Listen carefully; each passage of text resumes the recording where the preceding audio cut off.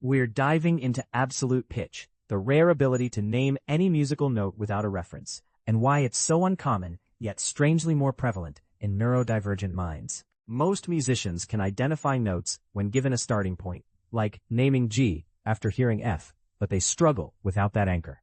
The chromatic scale contains 12 notes: C, C sharp, D, D sharp, E, F, F sharp, G, G sharp, A sharp, and B, arranged in a continuous circle. We effortlessly recognize isolated colors, but identifying musical notes without reference is vastly harder, a striking gap in our perceptual abilities. Perfect pitch appears in fewer than 1 in 10,000 people, making it extraordinarily rare. Yet, neurodivergent individuals, especially those with autism, show this ability far more often than neurotypical populations. To understand why, we need to examine autism spectrum disorder itself and how the autistic brain processes information differently. Autism is defined by challenges in social communication and interaction, alongside repetitive behaviors and unusual sensory responses. About 2 to 3% of children in Canada and the United States are diagnosed with ASD, showing consistent prevalence across North America. Boys receive autism diagnoses roughly 3 to 4 times more often than girls. Most diagnoses happen before age 5, frequently accompanied by conditions like ADHD and anxiety, leading to daily struggles with communication and socializing.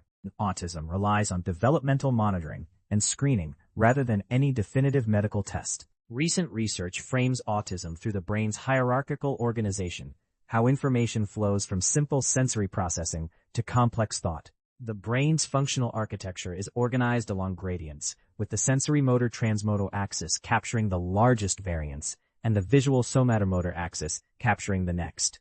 The sensory-motor transmodal gradient spans from basic sensory and motor regions to higher-order areas like the default mode network. This dorsal brain map shows sensory regions like the primary motor and auditory cortex, alongside higher-order zones involved in complex cognition. The lateral and ventral views reveal additional gradient regions, including the primary visual cortex and ventromedial prefrontal cortex. These color-coded brain surfaces illustrate how the second gradient differentiates sensory systems within the broader hierarchy.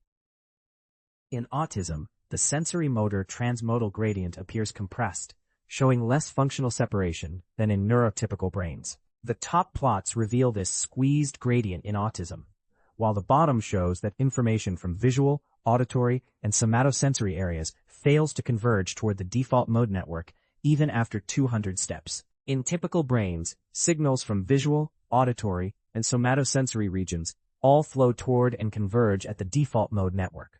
But in autism, this connectivity is disrupted, leaving each sensory area functionally isolated from transmodal regions. Bayesian models offer one explanation, suggesting autism involves altered top-down processing, how past experiences shape current perception. According to these models, autistic individuals rely less on prior knowledge when interpreting sensory input compared to neurotypical people. This reduced influence of past experiences may lead to perceptions more directly grounded in reality, rather than filtered through learned expectations. However, some evidence contradicts this view, showing that autistic individuals perform just as well in certain predictive learning tasks. Beyond perception, these brain differences also relate to measurable social and behavioral outcomes captured by diagnostic tools. The Autism Diagnostic Observation Schedule uses play, conversation, and behavior tasks to assess social and communication skills. Alterations in the default mode network, sensory systems, and visual cortex together predict scores on this diagnostic assessment. The scatter plot shows strong prediction accuracy, while the brain maps and radar chart reveal which networks, like the default mode, visual, and attention systems, contribute most to forecasting autism-related behaviors. This hierarchical framework of gradient disruptions encompasses and explains the diverse symptoms seen in autism, from social challenges to repetitive behaviors. Let's now pull together everything we've covered, from clinical features to neuromechanisms, into a unified picture of autism. An autism diagnosis reflects compressed gradients and failed information flow from sensory to transmodal areas, which then manifest as the social, communication, and behavioral symptoms we observe. Bayesian models, gradient disruptions, and diagnostic predictions all converge on a system-level explanation of how altered brain networks produce the autistic phenotype.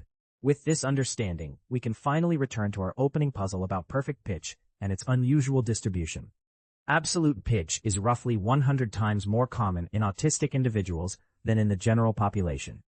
This rare ability links Mozart, Beethoven, and Donald Triplett, the first documented case of autism, all of whom may have shared this remarkable skill. At just 1 year old, Donald could hum tunes accurately and later displayed a flawless ability to name notes played on a piano. Genetics, biology, and environment all interact to explain why perfect pitch is so rare overall, yet concentrated in certain neurodivergent groups. A system-level understanding of brain networks holds promise for grasping the full spectrum of autism, both its challenges and its extraordinary gifts.